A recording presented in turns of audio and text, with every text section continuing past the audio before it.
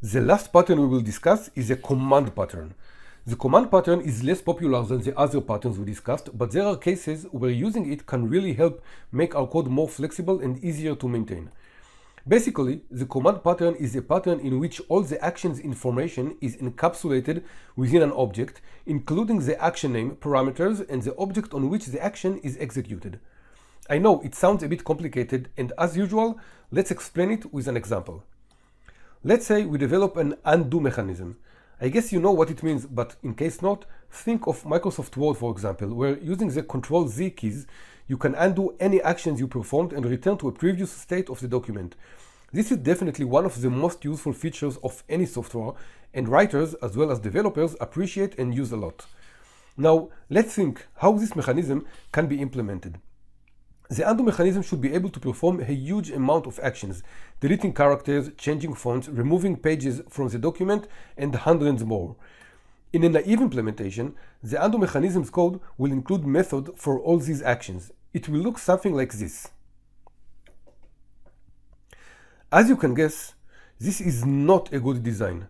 This design actually mirrors all the functionality of the word processor and almost doubles its code.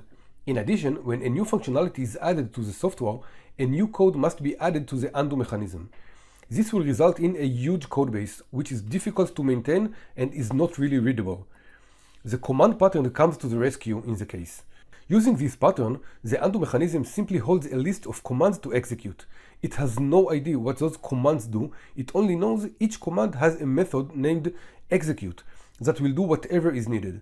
So the implementation now will look like this. First, we define an interface. Let's call it iCommand. This interface contains a single method, execute. Next, we will define various classes represent commands that should be executed. For example, delete word. These classes implement the interface. These classes hold all the needed information required to execute the command. For example, in a class that deletes a word, we probably need a reference to the document containing the word and the word that needs to be deleted in it. Of course, in real life, the implementation will be much more complicated with reference to the cursor's location and more, but for the sake of simplicity, I'll keep it this way. Now, the class should actually perform the deletion. For that, we will create a method called delete, which will do just that. The actual implementation is not very important, but suffice to say such method exists. Last, the interface implementation. Remember, this class implements the iCommand interface and therefore has to implement the execute method. This method simply calls the delete method. In the command pattern, this class is called the command object and the document we are working on is called the receiver. Now, let's go back to the undo mechanism. This mechanism holds a queue of commands. For any action performed on the document, a new command object is added to the queue. When an undo is requested, the undo mechanism simply pops a command from the queue and calls it execute method.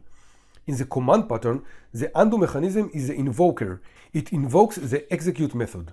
Note that in no point has the undo mechanism any idea what the actual command is. All it knows is that there is a command object with an execute method that takes care of a specific undo action. And that is the beauty of the command pattern, the complete separation between the invocation of the command and its actual function. The invoker has no idea what the command does, all it knows is that it should be invoked. All the components required for the command execution are stored within the command object. As we said before, the command pattern is less popular than the other patterns we discussed, but when it is relevant, it will make your life and code much easier.